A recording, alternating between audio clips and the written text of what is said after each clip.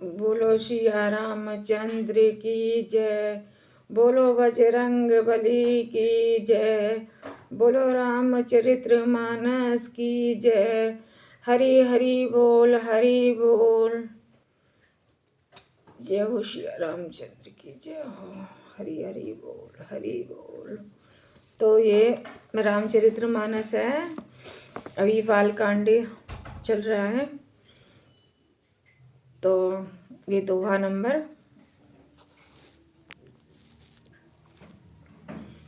320 शुरू होगा अब। चलो पढ़ते हैं क्या लिखा है। वामदेव आदिक ऋषि पूजे मोदत महीस। दिए दीप आसन सभी सब सन लई आशीष। राजा ने वामदेव आदि ऋषियों की प्रशंसा मन से पूजा की, सभी को दिव्य आसन दिए और सबसे आशीर्वाद प्राप्त किया।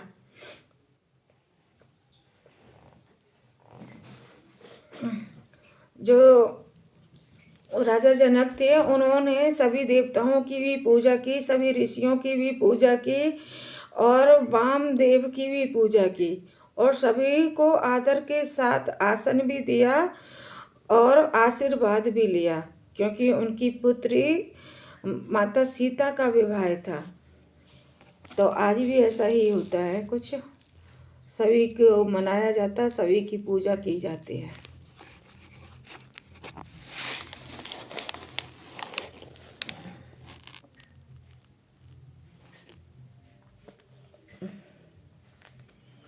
बहुरी की नहीं कौशलपति पूजा, जानी इस समभाव न दूजा। कि नहीं जोरी कर विनय बढ़ाई, कहीं निज भाग्य विभव बहुताई।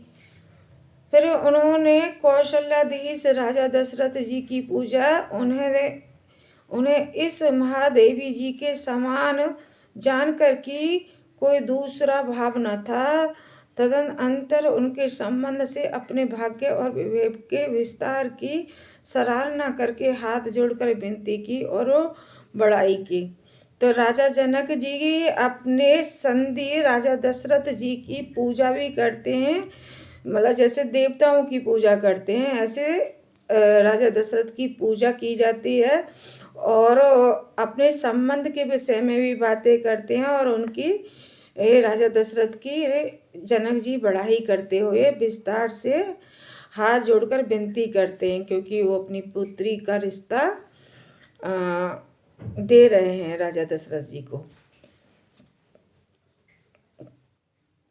क्योंकि जिसकी पुत्री होती है तो उसका दामन थोड़ा नीचा होता है, पद थोड़ा नीचा होता है, और जिनका पुत्र होता है उनका पद ऊपर होता है। तो आज भी ऐसा ही कुछ होता है और ऐसा ही राजा जनक ने किया। पूजे भूपति सकल बराती, सामदी समसादर समभाती। आसन उचित दिए सब काहू, कहो काहे मुख एक उचाऊ। राजा जनक जी ने सब बरातियों का समधी दशरथ जी के समान ही सब प्रकार से आदर पूर्वक पूजन किया और सब किसी को उचित आसन दिए। मैं एक मुख से उस उत्साह का क्या वर्णन कर सकता हूँ। मतलब राजा जनक ने दशरथ जी के समान ही जितने भी बराती थे, जितने भी मतलब ऋषि गण थे, देवता गण थे, बराती थे, शूद्र थे, वैश्य थे, ब्राह्मण थे, जितने भी थे सभी को राजा जनक ने बराबर का आसन दिया और बराबर का ही आदर सत्कार भी किया। तो यहाँ पे तुलसीदास जी कह रहे हैं कि मैं एक मुख से उस उत्साह का क्या वर्णन कर सकता हूँ, क्योंकि एक ही मुख होता है सभी के, जैसे मेरे भी एक ही मुख है, तो क्या वर्णन कर सकता हूँ, तो वो दृश्य क्या रहा होगा। तो यहाँ पे तुलसीदास जी भी कुछ आगे नहीं कह पा रहे हैं, तो मैं क्या कह सकती हूँ। सकल बरात जनक सन्मानी, दान मान विनती बरवानी, विधि हरि हरुदीस पति दिन राव, जे जाने रघुवीर प्रभाव। राजा जनक ने दान मान सम्मान विनय और उत्तम वाणी से सारी बारात का सम्मान किया। ब्रह्मा विष्णु शिव दिग्पाल और सूर्य जो श्री रघुनाथ जी का प्रभाव जानते हैं। तो यहाँ पे फिर वही आ गया कि दान मान और विनय के और वाणी से सभी बारातियों का सम्मान किया, सभी का सम्मान किया। कपट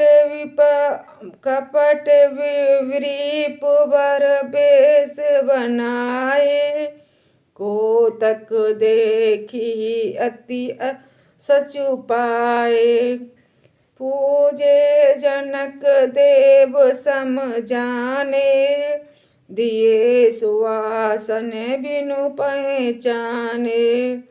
वे कपट से ब्राह्मणों का सुंदर वेश बनाए हुए ही सुख पाते हुए सब लीला देख रहे थे। जनक जी ने उनको देवताओं के समान जानकर उनका पूजन किया और बिना पहचाने भी उन्हें सुंदर आसन दिया। तो यहाँ पे जो कपट जो असुर आए हुए थे, जो देवताओं का भेष बनाकर बैठे हुए थे, तो राजा जनक ने उनका भी स्वागत उसी प्रकार से किया जिस प्रकार से बारातियों का स्वागत किया, ऋषि मुनियों का स्वागत किया और देवताओं का स्वागत किया। तो उसी तरीका से जो असुर आए हुए थे उनका भी ऐसा ही स्वागत किया, उनको भी वैसा ही आसन दिया जैसे सभी को दिया था। तो यहाँ पे कोई भेदभाव नहीं किया राजा जनक जी ने। तो हवा आती है छंद, तो छंद पे चलते हैं। पहचान कोई कही जान सभी अपान, सुधी भोरी भाई, आनंद कंदु विलोकिक दुलहु, उभय दिस आनंद माई, सुर लखे राम सुजान पूजे, मानसिक आसन दिए, अवलौकिक सीलो सुभाऊ, फिर वो को विद्युत मन प्रमोदित भाए। कौन किसको जाने पहचाने, सबको अपने ही शुद्ध भूली हुई है।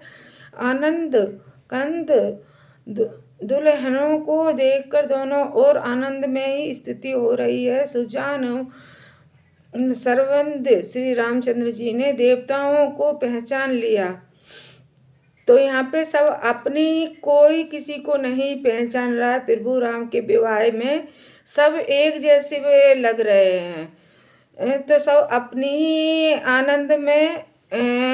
आनंद में सब आपस में भूले हुए हैं कि कौन कौन है, कौन आया है, कौन नहीं आया है। तो सब आनंद उठा रहे हैं यहाँ पर। तो प्रभु राम ने सभी जो देवता गण थे उनको पहचान लिया, और जो असुर थे उनको भी पहचान लिया, क्योंकि वो तो प्रभु राम थे, नर के रूप में वही नारायण थे। मानसिक पूजा अच्छा पहचान लिया और उनकी मानसिक पूजा करके उन्हें मानसिक आसन दिया। प्रभु का शील स्वभाव देखकर देवगण मन में बहुत आनंदित हुए। प्रभु राम का जो स्वभाव था वो बहुत ज़्यादा शांत स्वभाव का था। तो उनका शांत स्वभाव देखकर देवतागण थे वो बहुत ज़्यादा भावुक होकर और आनंदित हो रहे थे कि मतलब वो देखो प्रभु राम खुद ही अपना आसन दे रहे हैं, तो क्यों नहीं मतलब कोई भी वो अपना कुर्सी छोड़ देता है। अगर देखा जाए तो कुर्सी छोड़ दे तो उसको भी देख कर भी मन में आनंद तो होता ही है, खुशी होती है, एक पाप सा तो लहर सी तो उठती है कि भाई देखो उसने हमारे लिए अपना आसन छोड़ दिया है। तो ठीक यहाँ पे भी ऐसा ही दर्शाया जा रहा है। मंगल भवन मंगलहारी दीर्घऊ सुदशरथ अजर बिहारी राम सिया राम राम जय जय राम राम राम राम जय जय राम।